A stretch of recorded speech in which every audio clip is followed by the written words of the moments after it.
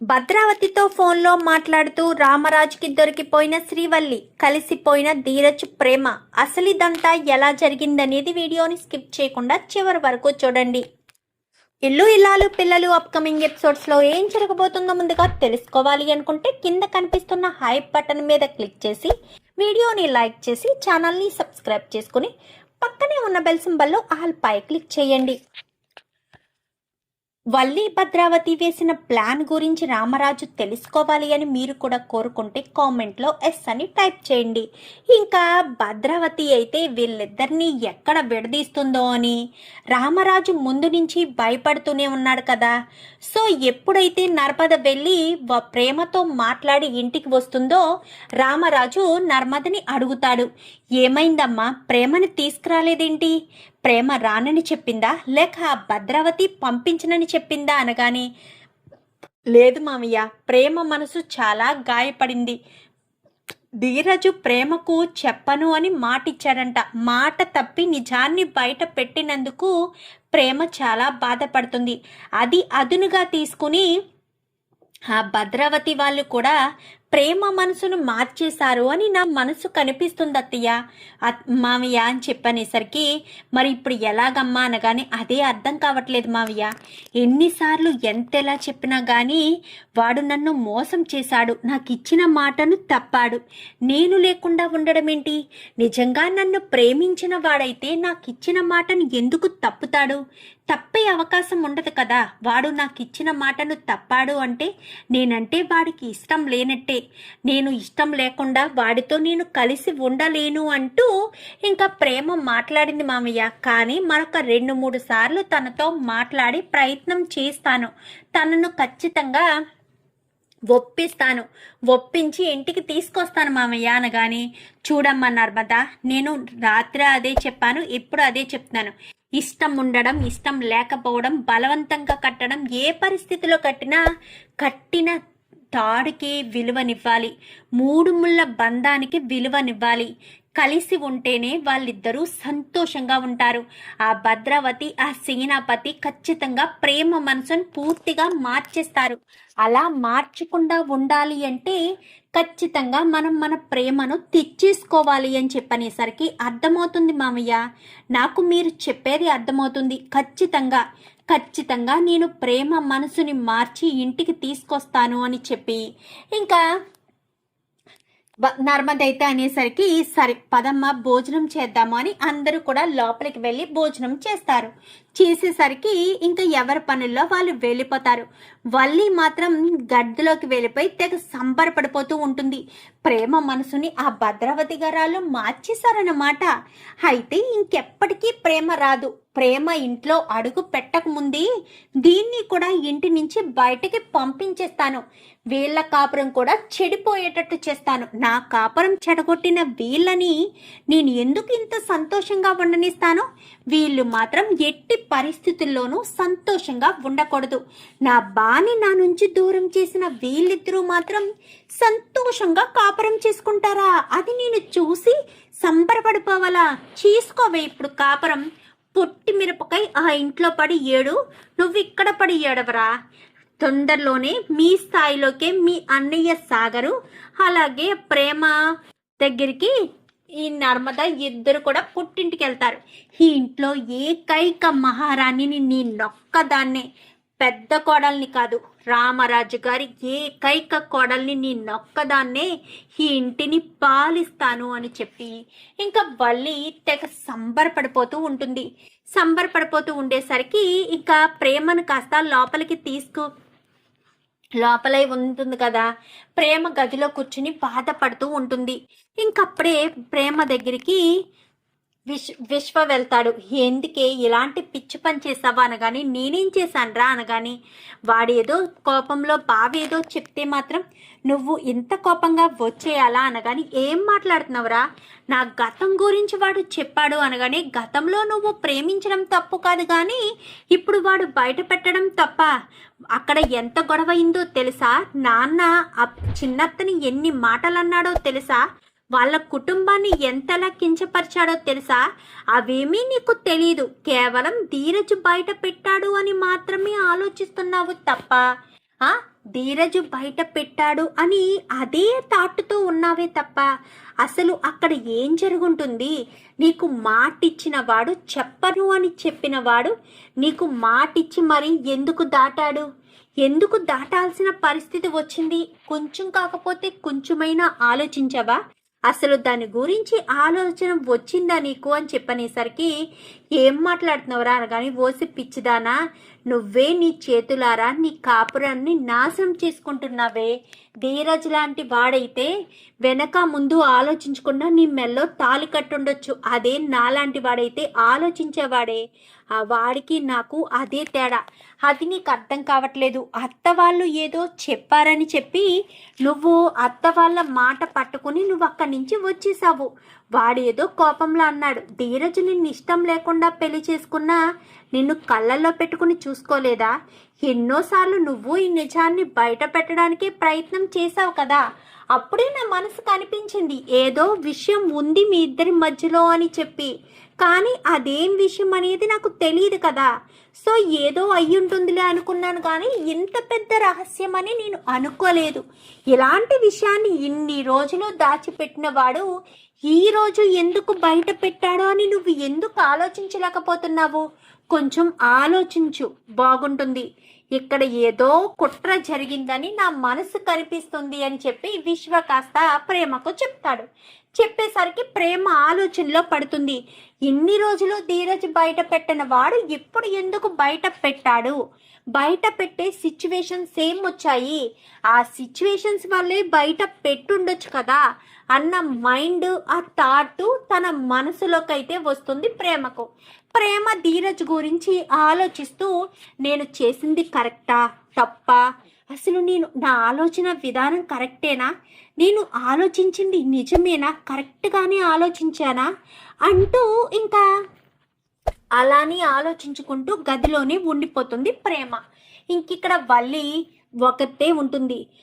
బుజ్జమ్మ ఏం చేస్తుందంటే ప్రశాంతత లేదని అమూల్యం తీసుకుని, అంటే మరుసటి రోజు ఉదయాన్నే అమూల్యం తీసుకుని గుడికి బయలుదేరుతుంది. అందరూ ఇంట్లో వాళ్ళందరూ ఒక్కొక్కరిగా వెళ్ళిపోతారు. వెళ్ళిపోయేసరికి ఇంకా వల్లి మాత్రమే ఇంట్లో ఉంటుంది.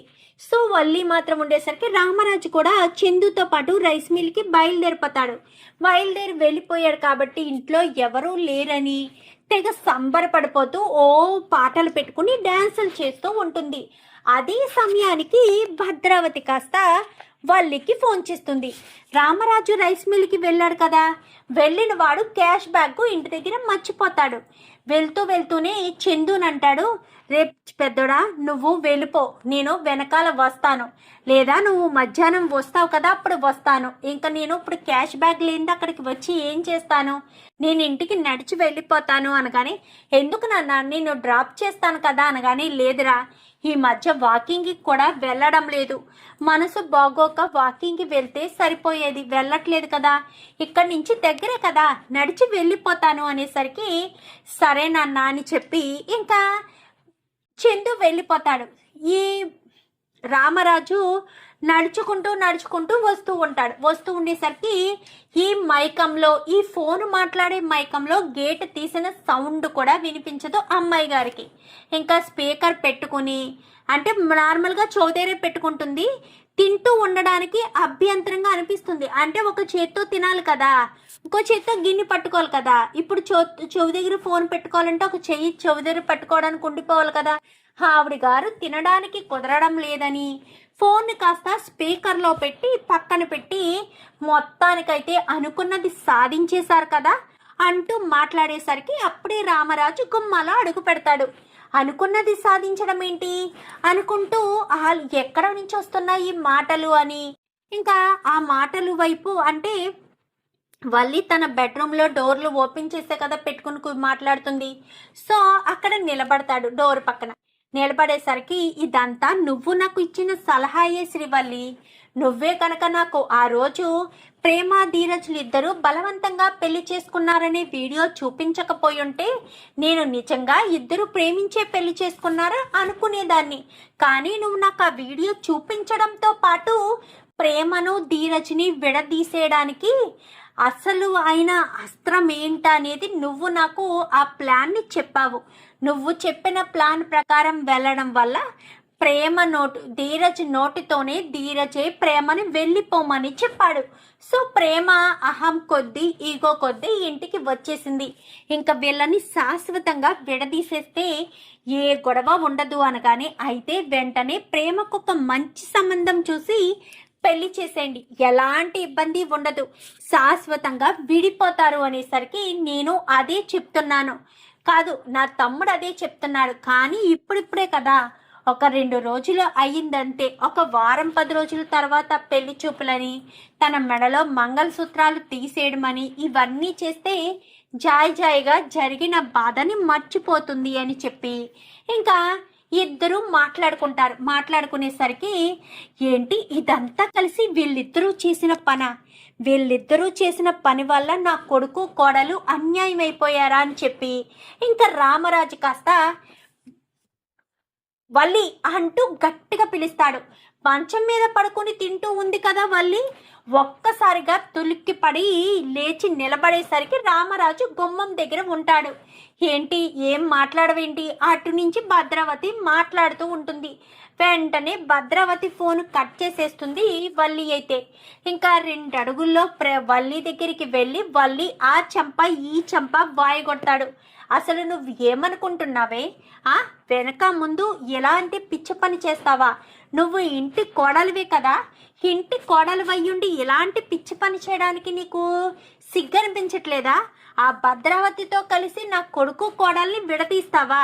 వాళ్ళిద్దరూ బలవంత పెళ్లి చేసుకున్నారేమో, ఆ విషయం నాకు చెప్పాలి కానీ నువ్వు వెళ్ళి భద్రావతికి చెప్పి ఈ పుట్టినరోజు డ్రామా అంతా ప్లాన్ చేసి బాగానే పకడ్బందీగా ఇటు ధీరజ్ని ప్రేమని బాగానే విడదీసేసావే అంటూ ఇంకా రామరాజు చెంప పగలగొట్టేసరికి ఈ లోపు అప్పుడే అమూల్య ఇద్దరు కూడా వస్తూ ఉండేసరికి ఏం జరిగిందండి అని అనగానే, ఏం జరిగింది నాన్న అని చెప్పనేసరికి ఈ వల్లియే ప్రేమ ధీరజులు విడిపోవడానికి కారణం అంటూ రామరాజు చెప్తాడు. ఏమంటున్నారండి అని చెప్పనగానే, అవును, ఈ వల్లి చేసిన కుట్ర వల్లే వాళ్ళిద్దరూ విడిపోయారు అని చెప్పనేసరికి, వల్లి అక్క ఏం తప్పు చేసింది? వల్లి వదిన ఏం తప్పు చేసింది నాన్న అని చెప్పాను కానీ, ఏం తప్పు చేసిందా? ప్రేమ ధీరజ్ ఇద్దరు బలవంతంగా పెళ్లి చేసుకున్నారన్న వీడియోని సాధించి ఆ వీడియోని కాస్త తీసుకెళ్లి భద్రావతికి చూపించడమే కాదు, భద్రావతితో కలిసి మీ అమ్మ పుట్టినరోజుని అడ్డు పెట్టుకుని భద్రావతి ఈ వల్లి ఇద్దరు కలిసి ప్లాన్ చేసి మరి పగడ్బందీగా ధీరజ్ని నన్ను అందరినీ టార్గెట్ చేయాలి అని వాళ్ళు టార్గెట్ చేసి మాటలంటేనే కదా మేము ఉక్రోసం కొలిది మాట్లాడేది. సో అది వాళ్ళకి ఆయుధంలా చేసుకుని వాళ్ళు ఇంత పనికి పాల్పడ్డారు అని చెప్పి మాట్లాడేసరికి ఒక్కసారిగా షాక్ అయిపోతారు అందరూ కూడా. ఏంటి ఇదంతా నిజమనగానే, అబద్ధం చెప్పాల్సిన అవసరం లేదు, అది కాదు మామయ్య అంటూ ఇంకా ఎప్పుడైతే వల్లి చెప్తుందో వల్లి చెంప పగలగొడతాడు. ఇంకా రామరాజు అయితే, ఇంకా ఏంటి ఇక్కడే నిలబడ్డావు, నువ్వు రా అంటూ రామరాజు చెయ్యి పట్టుకుని మరి చిన్నమ్మాయి పెద్దోడికి ఫోన్ చేసి ఇంటికి రమ్మని చెప్పు అనగానే, సరేనాన్న అని చెప్పి ఇంకా అమూల్య ఫోన్ చేస్తూ ఉంటుంది. ఈలోపు వల్లి చేతిని పట్టుకుని ఈ గేట్ నుంచి ఆ గేట్ వరకు తీసుకొచ్చి గేట్ మీదకి ఒక్క తోపు తోసి ఇలా రెక్కట్టుకుని ముందుకు లాగి ఒక్కలాగా వదిలేసేసరికి ఆ గేట్ దగ్గరికి వెళ్ళి పడుతుంది. గేట్ ఇలా తీయడంతోనే సౌండ్ రావడంతో భద్రావతి బయటికి వస్తుంది. హే రామరాజు, ఏం చేస్తున్నావురా? నా గేట్లు ఇరక్కొట్టేస్తావా ఏంటి అంటూ మాట్లాడేసరికి, పిచ్చి పిచ్చి డ్రామాలు వెయ్యకు, నువ్వు ఈ వల్లి కలిసి ఎంత కుట్ర చేశారే, నా చిన్న కొడుకుని నా చిన్న కోడల్ని విడదీస్తారా? అసలు మీకేం పోయే కాలం వచ్చిందే? ఇది ఇంటి కోడలంట, మళ్ళీ పెద్ద కోడలంట. ఇది ఇంటి పెద్ద కోడలయ్యుండి నా ఇంటి గౌరవాన్ని మంటల్లో కలిపేసి వాళ్ళిద్దరినీ విడదీసేస్తే దీనికొచ్చిన సంతోషం ఏంటో నాకు అర్థం కావట్లేదు. అమ్మ ప్రేమ, ఇదంతా పగడ్బందీగా వేసిన ప్లాను. మీ పెళ్లి విషయం ధీరజ్తో బయట పెట్టించాలి అన్న ఉద్దేశంతోనే వీళ్ళు పగడ్బందీగా ప్లాన్ చేశారు. ఈ వల్లి అటు మీ అత్త ఇద్దరు కలిసి ప్లాన్ చేశారు. మీ ఇద్దరికి ఇలాంటి పరిస్థితిలో పెళ్లి జరిగిందన్న విషయం మీ అత్తకు ముందు రోజు రాత్రే వీడియో చూపించి మరీ వల్లి చెప్పేసిందమ్మా. చెప్పేసిన తర్వాత మీ అత్త నేరుగా అడిగితే నువ్వు రాను అంటావు కాబట్టి నిన్ను పుట్టింటికి రప్పించడం కోసం మీ అత్త పగడ్బందీగా ప్లాన్ చేసింది. ఎంత ప్లాన్ చేసిందో, ఇదంతా చేసింది మీ అత్త కాదులే ఈ వల్లి అంటూ మరొక్కసారి చెంప పగలగొడతాడు. ఈలోపు చందు రానే వస్తాడు. రావడంతో ఏం జరిగింది నాన్న అని చెప్పాను కానీ ప్రేమ ధీరజులు విడిపోవడానికి కారణం ఈవిడ గారే అని చెప్పనేసరికి మళ్ళీ ఏం చేసింది నాన్న అని చెప్పాను కానీ మళ్ళీ చేయడం ఏంటిరా పెద్దోడా, ఆల్రెడీ ఇంతకు ముందు తప్పు చేసిందా అని కానీ తప్పు అని అనకూడదు నాన్న, తప్పులు అనాలి.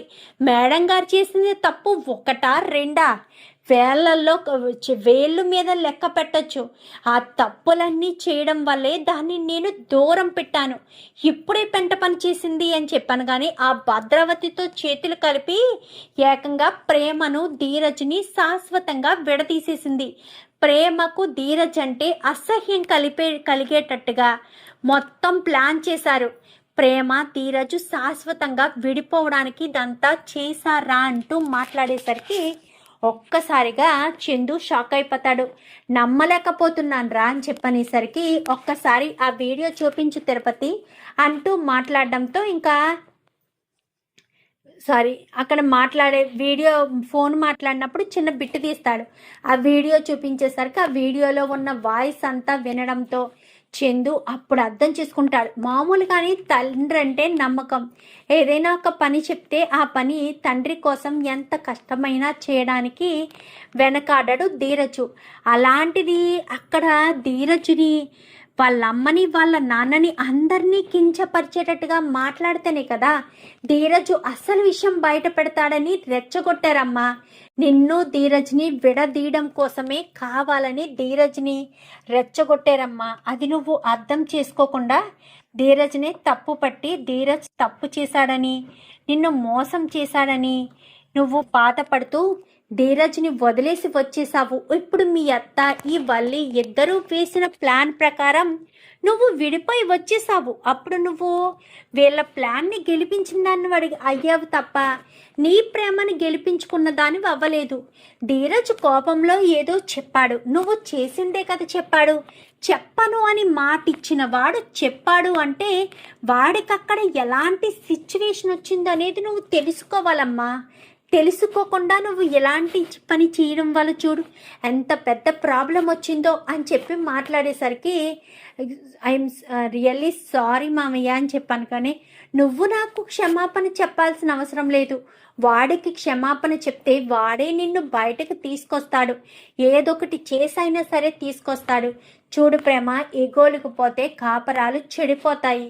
ఒకరు కాకపోతే ఒకరైనా తగ్గాలి. మొగోడు తగ్గకపోతే ఆడదైనా తగ్గించుకోవాలి. అర్థమవుతుందా?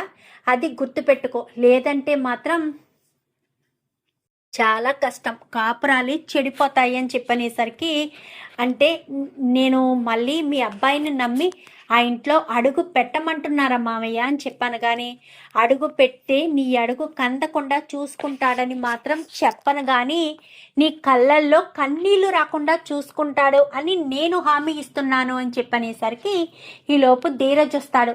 ధీరజ్ రావడంతో వెళ్ళు, నీ భర్త అక్కడ నిలబడి ఉన్నాడు నిస్సహాయ స్థితిలో.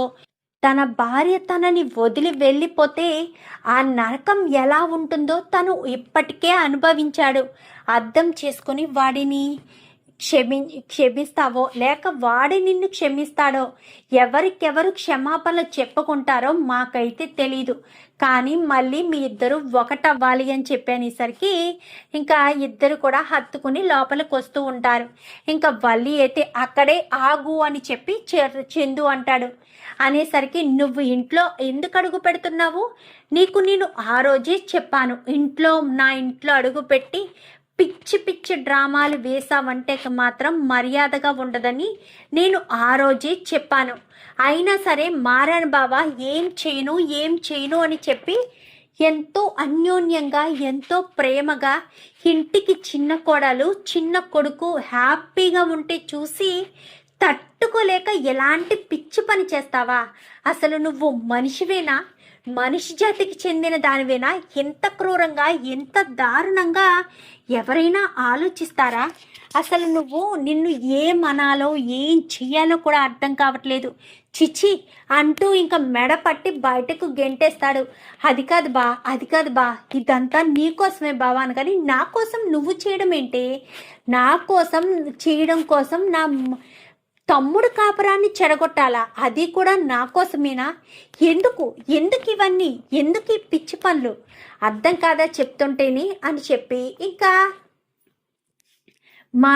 ఇంకా చందు మాట్లాడేసరికి అది కాదు బా, అది కాదు బా అనగానే నువ్వు బయటికి వెళ్ళిపోతావా వెళ్ళవా అది మాత్రమే చెప్పు అనేసరికి ఇంకా ఏం మాట్లాడాలో తెలీదు. ఇంకా చివరి అవకాశం కూడా అయిపోయింది. కడుపు నాటకం బయటపడింది.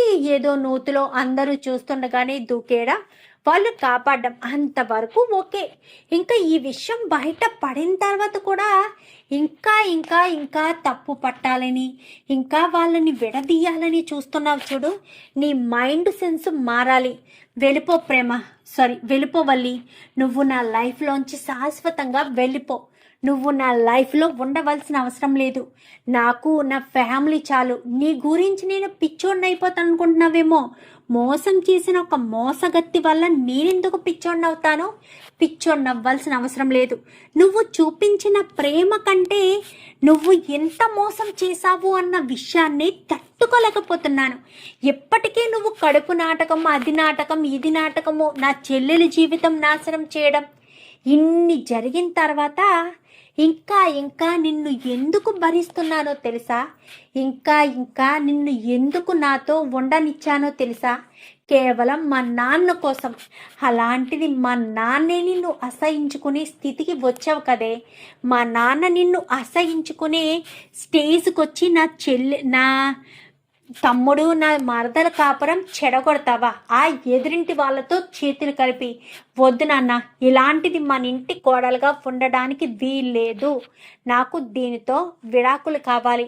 ఇది నా లైఫ్లోనే వద్దు అంటూ ఇంకా చాలా సీరియస్గా మాట్లాడతాడు. ఇంకా చందు అయితే అలా మాట్లాడేసరికి ఇంకా రామరాజుకి ఏం చేయాలో అర్థం కాదు. అర్థం కాక ఇంకా బయటికి గెంటేశారు కదా, డోర్ వేసారా అని చెప్పనేసరికి వెంటనే మెయిన్ డోర్ క్లోజ్ చేసేసరికి చూడమ్మ ప్రేమ, ధీరజు అన్న మాట తప్పే, ఒప్పుకుంటాను. కానీ వాడు ఏ సిచ్యువేషన్లో తన కోపాన్ని కంట్రోల్ చేసుకోలేని సిచ్యువేషన్లో నిజాన్ని బయట పెట్టాడు. అది కూడా నువ్వు అర్థం చేసుకోవాలమ్మా. ఇదంతా మీ నాన్న ఆడుతున్న నాటకం. అది నువ్వు అర్థం చేసుకోకుండా ధీరజ్ని తప్పుపట్టి ధీరజ్ మీదే నింద వేస్తే ధీరజ్ ఏమైపోతాడమ్మా? చూసుకోకుండా ఏదో తొందరపాటు నిర్ణయంతో ఆ మాట తన నోటి వెంట వచ్చింది. లేదంటే తను అలా అనేది కాదు కదా. అది అర్థం చేసుకోకుండా నువ్వు తనని బాధ పెట్టడం అంత మంచిది కాదు. ప్రేమకు సారీ చెప్పు. ప్రేమ, సూరజ్కి సారీ చెప్పు. ఇద్దరు ఒకరి కళ్ళల్లో ఒకరు చూసుకోండి, క్షమాపణలు చెప్పుకోండి, ఒకరి కన్నీళ్ళు ఒకరు తుడుచుకోండి అంటూ రామరాజు చెప్పడంతో ఇంకా ఇద్దరు కూడా హ్యాపీగా నవ్వుకుంటూ ఉంటారు. ఎప్పటికీ మీ పెదాల మీద చిరునవ్వు అలానే ఉండాలి. ఎంత కష్టం వచ్చినా ఎంత కష్టాలు వచ్చినా మాత్రం ఎట్టి పరిస్థితుల్లో భార్య చేతిని మాత్రం వదిలిపెట్టకూడదు.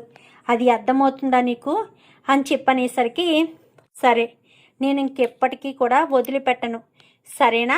ఇంక ఎప్పుడు కూడా ప్రేమను ఇబ్బంది పెట్టను నాన్న. ప్రేమను బాధ పెట్టే పని ఎప్పటికీ చేయను.